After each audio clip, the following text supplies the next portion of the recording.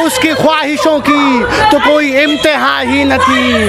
वो ऊंचे ऊंचे मकामों पर बढ़ता गया, लाशों की सीढ़ियाँ चढ़ता गया। जिसे खुदा कहलाने का शौक था वो मरघट का मसीहा बनता गया। कुकी को मैतई से लड़ाया, हिंदुस्तान को हिंदुस्तानियों से लड़ाना, धर्म को धर्म से लड़ाना, जाति को जाति से लड़ाना, जाति को संप्रदाय से लड़ाना, यही भाजपा नरेंद्र मोदी और आरएसएस का एजेंडा है। फूट डालो, राज करो। हिंदू राष्ट्र में महिलाओं की इज्जत को नीलाम किया जाएगा। हिंदू राष्ट्र में दुर्योधन पैदा होंगे।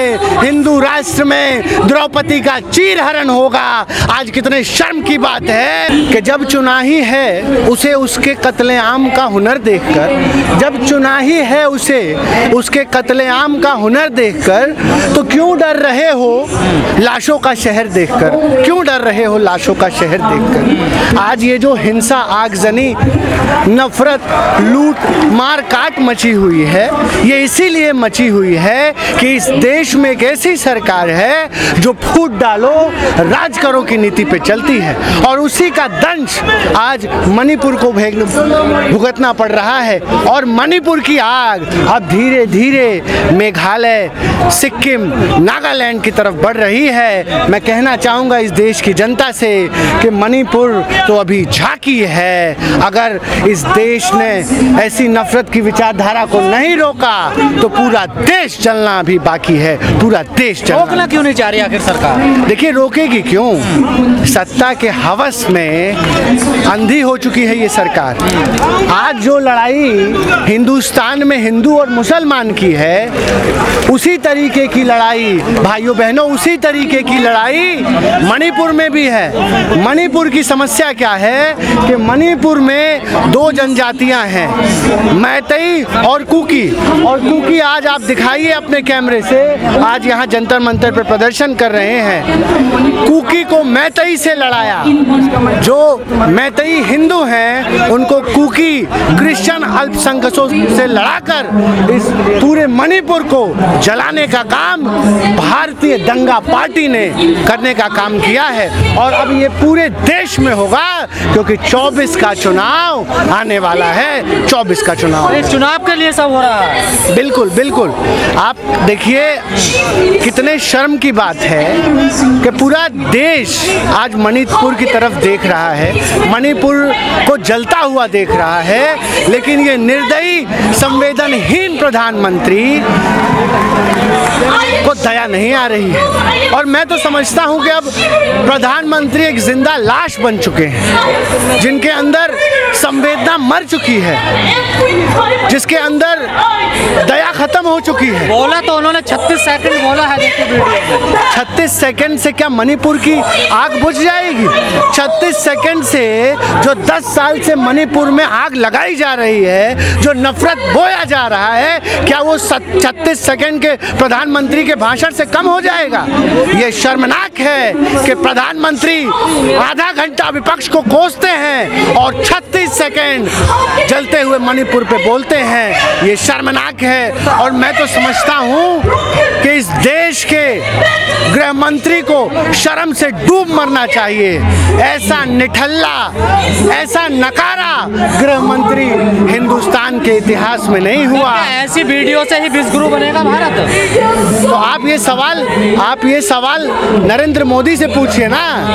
हम क्योंकि सड़क पर हैं तो आप सारे सवाल हमसे पूछते हैं, लेकिन आपके अंदर अगर हिम्मत है तो भाजपा के लोगों से पूछिए, प्रधानमंत्री से पूछिए कि क्यों जल रहा है। और मणिपुर नहीं, अब तो मेघालय भी जल रहा है, अब तो उत्तराखंड भी जल रहा है, अब तो बंगाल भी जल रहा है। इसके लिए जिम्मेदार कौन है? यही तो बीजेपी कह रही है ना कि छत्तीसगढ़ में भी होता तब तो ये लोग बोलते नहीं, राजस्थान में होता तब तो ये लोग बोलते नहीं। आप ये बताइए ना। देखिए हम बार बार कह रहे हैं, चाहे महिला राजस्थान की हो, चाहे महिला पंजाब की हो, चाहे महिला बंगाल की हो, चाहे महिला मणिपुर की हो, अगर किसी भी महिलाओं की इज्जत पर हाथ आंच आती है, उसकी अस्मिता पर आंच आती है, तो ये इस देश की करोड़ों महिलाओं पर आंच आती है।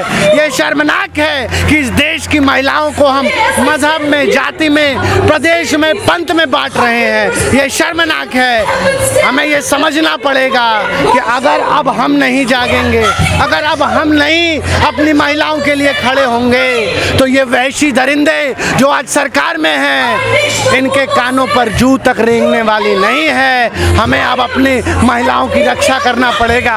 और आप ही थे, आप ही लोग थे, इसी सड़क पर इस भारत माता की बेटियों को घसीटा गया, तब प्रधानमंत्री के दिल में दया नहीं आई। महिला पहलवानों के साथ बर्बरता की गई। इसी दिल्ली के बॉर्डरों पर 700 से अधिक किसान तड़प तड़प कर मरता रहा, प्रधानमंत्री को दया नहीं आई।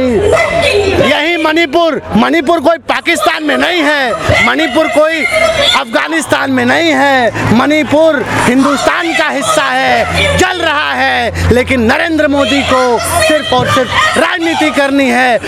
और मैं चंद लाइनें कहना चाहूँगा कि उसकी ख्वाहिशों की तो कोई इम्तिहा ही न थी। वो ऊंचे ऊंचे मकामों पर बढ़ता गया, लाशों की सीढ़ियाँ चढ़ता गया। जिसे खुदा कहलाने का शौक था, वो मरघट का मसीहा बनता गया। कुकी को मैतई से लड़ाया, हिंदुस्तान को हिंदुस्तानियों से लड़ाना, धर्म को धर्म से लड़ाना, जाति को जाति से लड़ाना, जाति को संप्रदाय से लड़ाना, यही भाजपा, नरेंद्र मोदी और आरएसएस का एजेंडा है। फूट डालो, राज करो, लेकिन ये कहते हैं आग लगाओ, राज करो। क्योंकि जितनी आग लगेगी, जितनी नफरत फैलेगी, उतना ही नरेंद्र मोदी अपनी राजनीतिक रोटियां सेकेंगे, राजनीतिक रोटियां सेकेंगे। मणिपुर की जो वीडियो वायरल हुई है दोनों महिलाओं की, वो विदेश में भी वीडियो गई है, विदेश की टीवी पर भी चला है। क्या मोदी जी विदेश में जाकर बोल पाएंगे?